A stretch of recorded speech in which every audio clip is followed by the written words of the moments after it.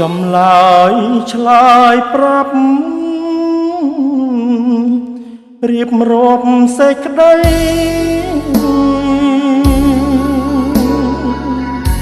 ដឹងហើយហរតី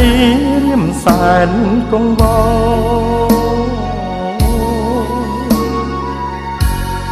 អូនបានប្រាប់បងថាកុំខ្វាយខ្វល់តែមិនយល់ចិត្តអូនយ៉ាងណាផ្ទៃមេឃស្រឡះតែខ្វះពន្លឺ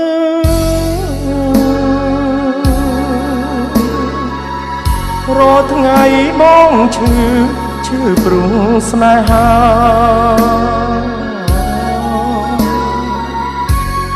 អូនផ្ដាំឲ្យបងរងចាំជីវ៉ា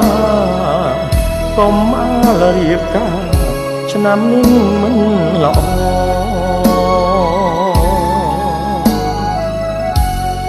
បងមិនប្រកែកតែទ្រូងបងព្រួយ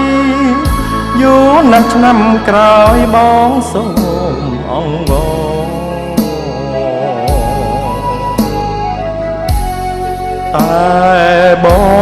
ងទ្រាំចាំទាំងត្រដោ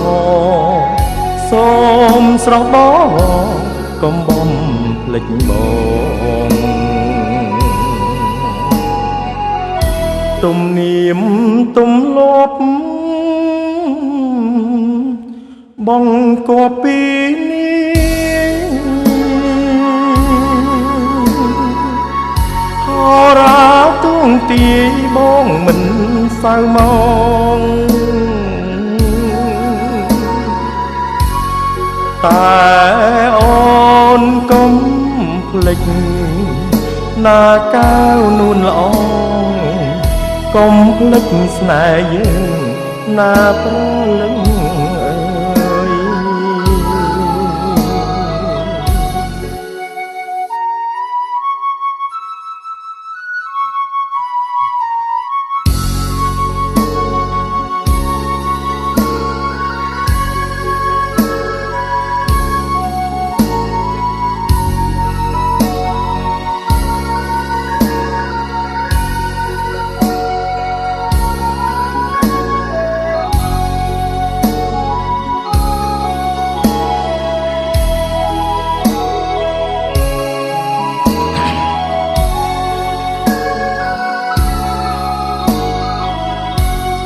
ប